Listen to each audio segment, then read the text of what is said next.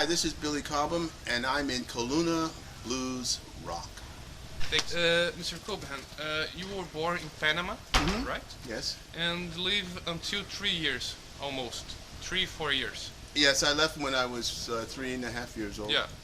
Do you remember the local music? Because Latin countries have a strong tradition percussion. Yeah. Do you think your percussion life was born in Panama? Absolutely. And that's what the basis of my music now. Yeah. When you see my band, the band, my own band, one of the bands actually, I have two. That band has a steel pan player in it. And a Brazilian, actually a guy by the name of Marco Lobo, who lives in Salvador, and whom I found playing with Milton. And it's been 10 years. It's all part of my section.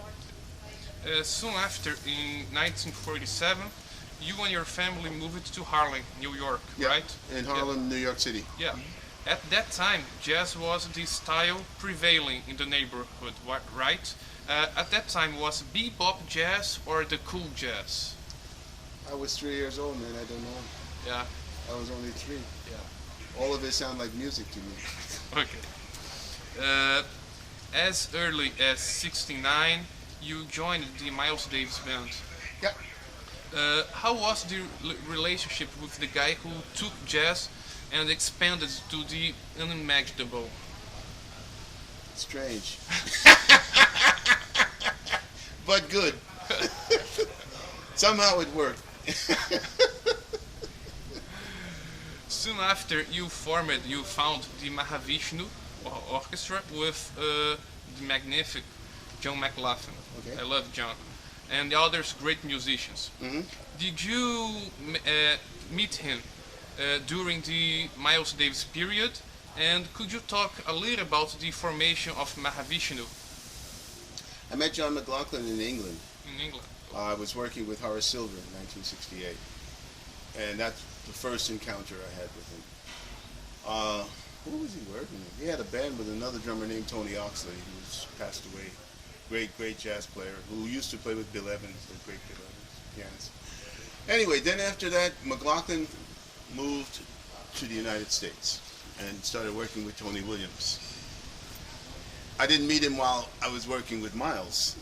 Although he was in the studio, there were too many things going on and too many people. And if you can imagine going into a recording studio to make a recording and you see people whom you heard perform on record, who you love to hear their music, just piano alone, was Keith Jarrett,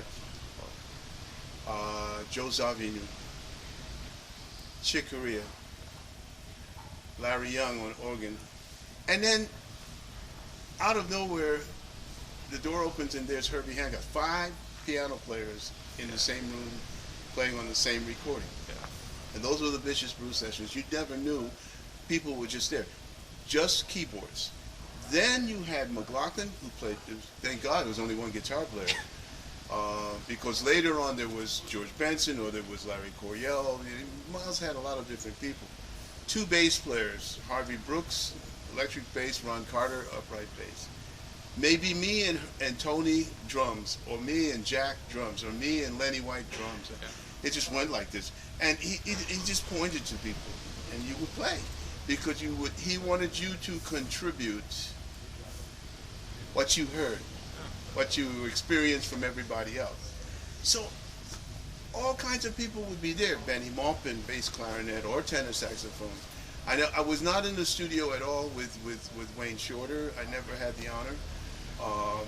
But there was Benny, there was Steve Grossman, tenor sax. Who else? I know Alirio Lima, from percussionist from Brazil. Badal Roy Chowdhury, Indian tabla player. Ayrton Moreira was there. All these people all at the same time in this room. That was not that big, man. So we smelled terrible, and it was like good to open the door. But anyway. I think Birds of Fire from Mahavishnu is one of the important albums of music, not jazz or rock, music. Thank you. Yeah. A melting pot of styles with fantastic musicians. Could you talk a little specifically on the disc about Birds of Fire?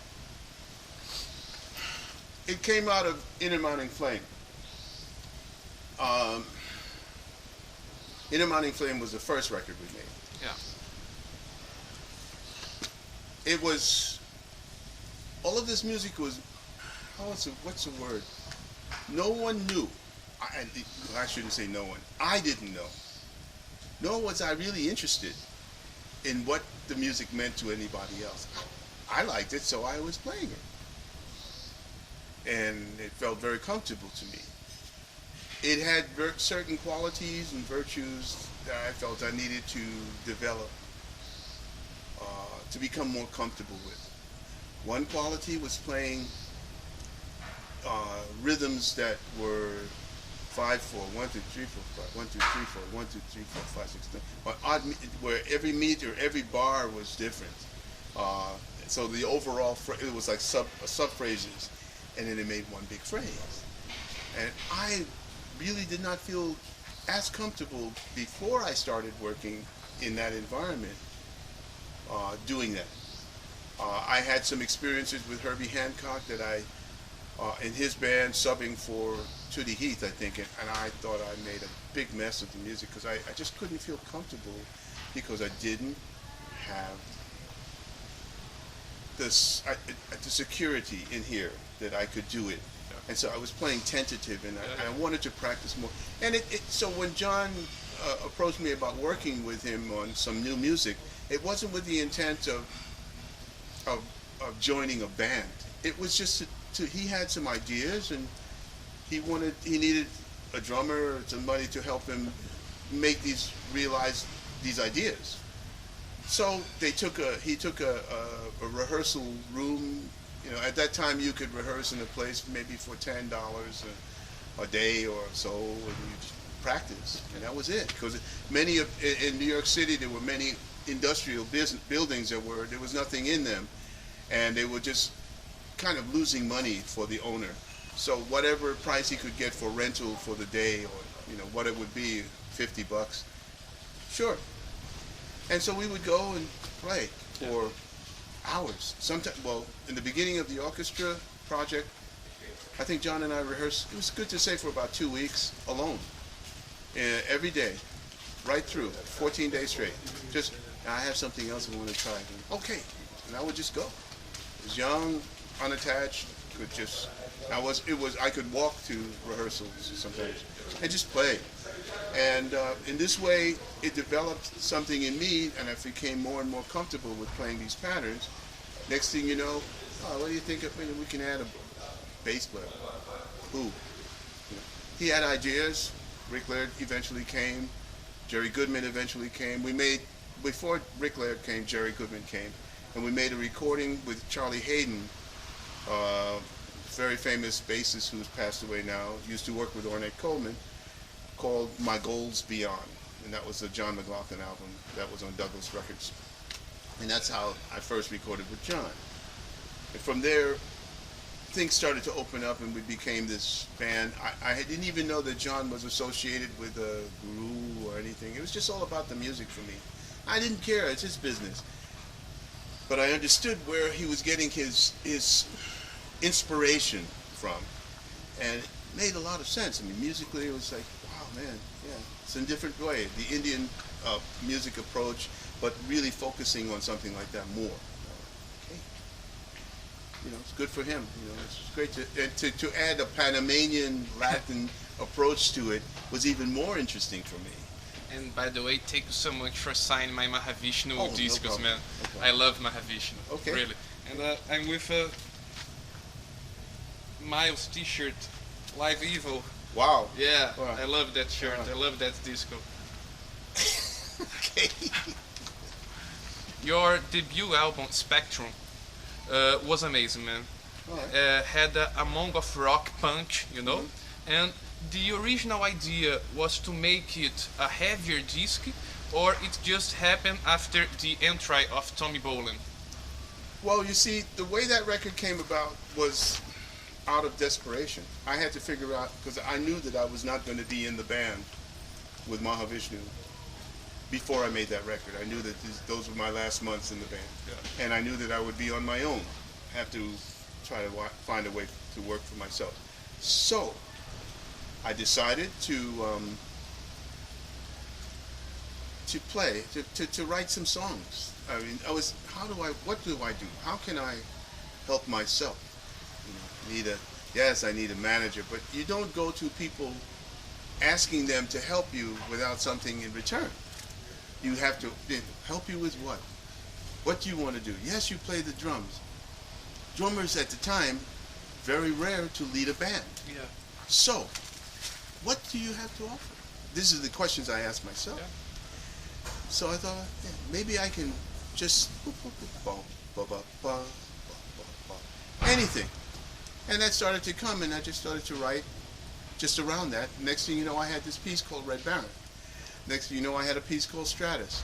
And it was all coming from here. When I say heart, I'm talking about this is all I know. This is what I would do. And the marketing point was, I was playing in the band, we were playing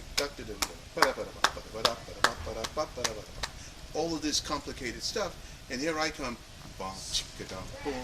drummer that played that stuff. People are not stupid. Billy Cobham from Mahavishnu Orchestra, this is his record. What? No, can't be.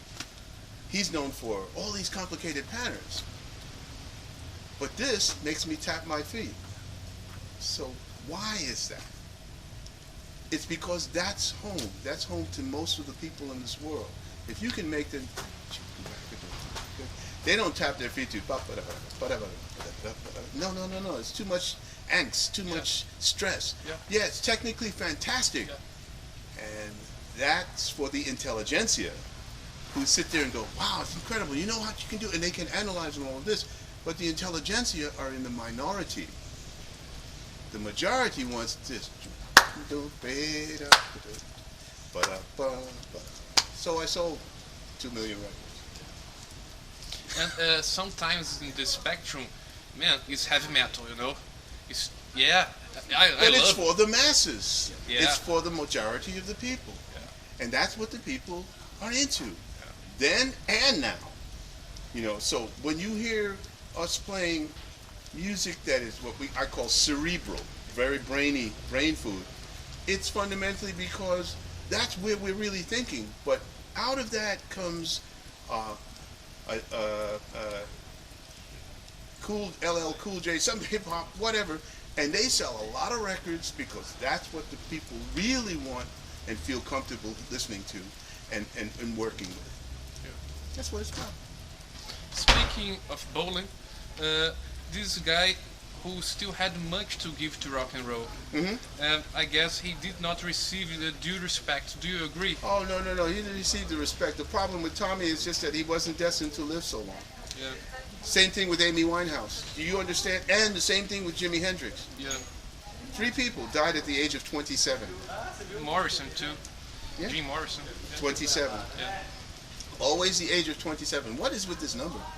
Yeah, it's very interesting. And you know, you start to go, why such geniuses? And they only live for 27 years and then I they're think gone. Robert Johnson too, right? Can be. Yeah. Can be. Many people died at 27 who left a mark. Yeah. Incredible. And Tommy was one. So sad, right? He was a talented Yeah, guitarist. I accepted it after, you know, you first initially go, oh, you know, it's, and then you realize it was his time. Yeah. And what can we say, you know, it's, sometimes to make that impact, for instance, when Hendrix left, there was a vacuum of guitarists. There was no one, in my opinion, that could even come close. And I know Hendrix from rhythm guitar player, where he just played unbelievable. I mean, he's rhythm, and you just want to, you couldn't stop moving, you know. And it was like he had a switch. The switch was this. Yeah. Not too many people can do that, you know. And when he left, there was a scramble, and the person that ended up filling that void was John McLaughlin, playing a completely different kind of feeling. Yet at the same time, John had a way of playing grooves, man. Yeah. You know, if he wanted to, he'd make you get up and dance. Yeah. And whether it be on bass with a pick or just playing guitar, you know, grooving. Not too many people can do that.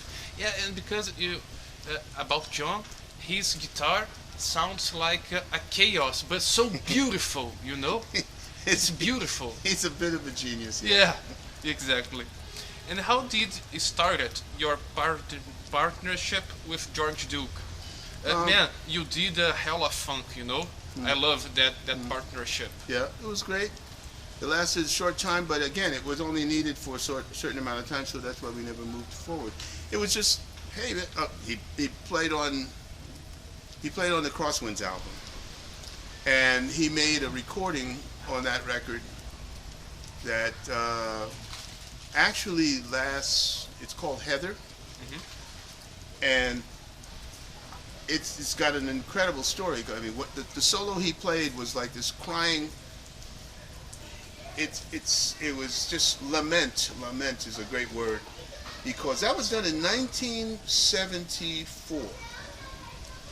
Okay, Crosswinds. Now, that song Heather, I wrote in the city of Hiroshima, Japan, sitting next to the atomic dome where the first atomic bomb exploded. Yeah.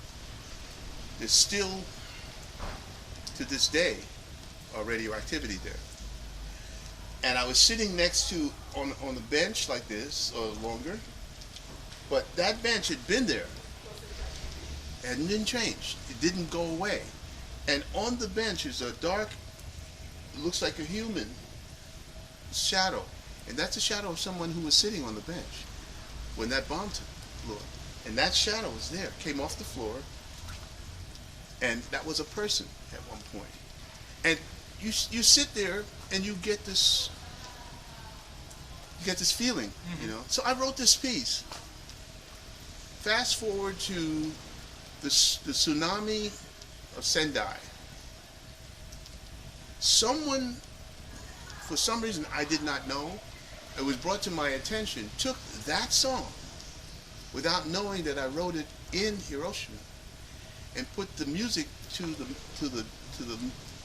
footage coming from the tsunami, taking away all the truck, the boats and everything moving inland. And it was on YouTube, and that's how I found it. It was amazing.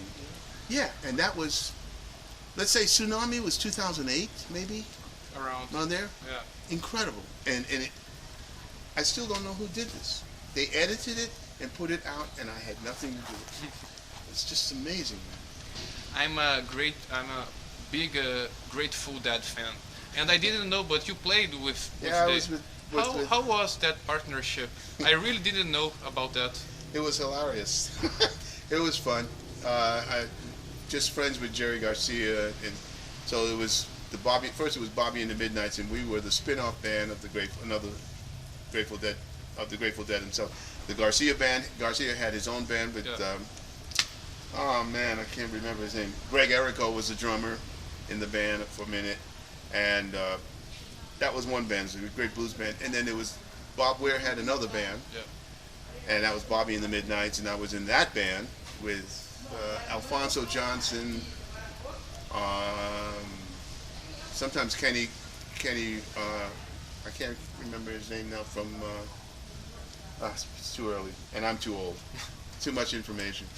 But so many people. So we had such fun playing, working just as a really loose group, you know. It's like, and then after that, we got something a little bit more serious, which is more of a challenge.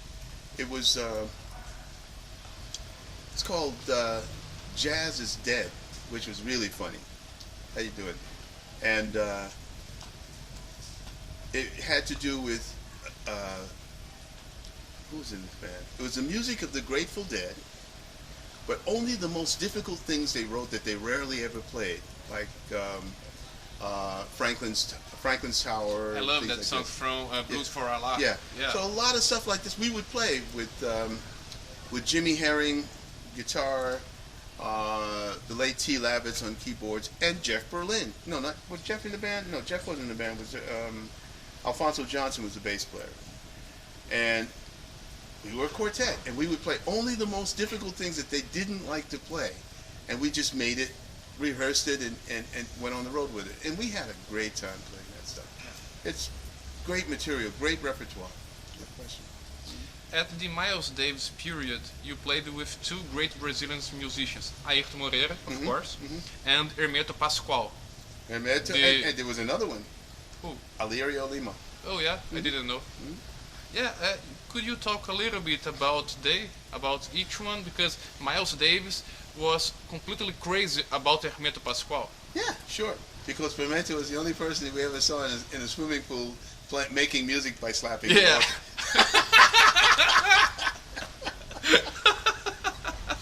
Said, what? No. You know, I said, can't be serious. Yeah, it is. Fantastic. Yeah. And Ayrton's Ayrton. He's a shaman. He's incredible, you know. Yeah.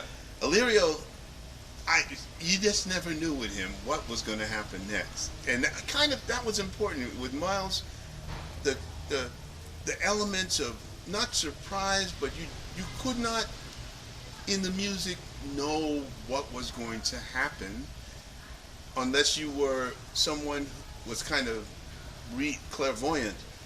All these people together, everyone's thinking, and they're not thinking to be competitive. They're thinking to be contributors. Yeah. It's not so easy. It's something that is tremendously rare in improvisational music, where things work, because some people don't play. Can you imagine 5 keyboard players and 3 of them are not playing? Because they don't feel there's no need to put anything else in. It's there already. So they're just listening as audience. Here's an interesting, there's a band called Snarky Puppy. It's an young American, I don't know where to place it. It's not jazz, it's not fusion, it's great It's just great pop, but they can play. They're from, I guess, Tennessee, somewhere. They can play. And they have in their band, they enlist the audience. They get people on stage and they give them headphones. And then they play and they sit there. Their job is to sit down and listen. That's all. 10 people, the band's maybe 10 people, and then you have people sitting around on chairs with headphones. And the band's and all of a sudden all the heads are going like this. And then all the people in the audience start to go like this. It's perfect. Perfect. I love it, you know. Yeah. And that used to happen with us. Yeah. It's just like, you know, people just, some of the musicians would just be going, nothing's happening. They forgot to play because everything else is happening, you know. So you don't need me, you know. And then all of a sudden,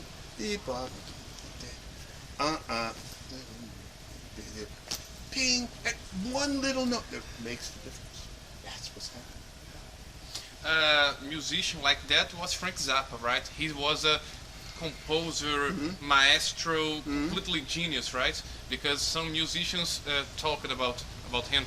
Yeah, sometimes I only played one note, bang, and then xylophone or vibraphone, bang, and then the guitar. And it's too crazy, right? Well, the thing is that he wrote these things. There's a difference. He wrote these things and they rehearsed incessantly this stuff. It was all set. But can you imagine not having it written? Yeah. And somebody just sitting there like this and then all of a sudden, da da da da. And it worked. And that's where it fit. And then don't play anymore. Yeah.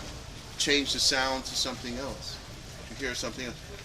That's really amazing. And not that Frank's stuff is less. It's just a different route he took. Everything was on a piece of paper.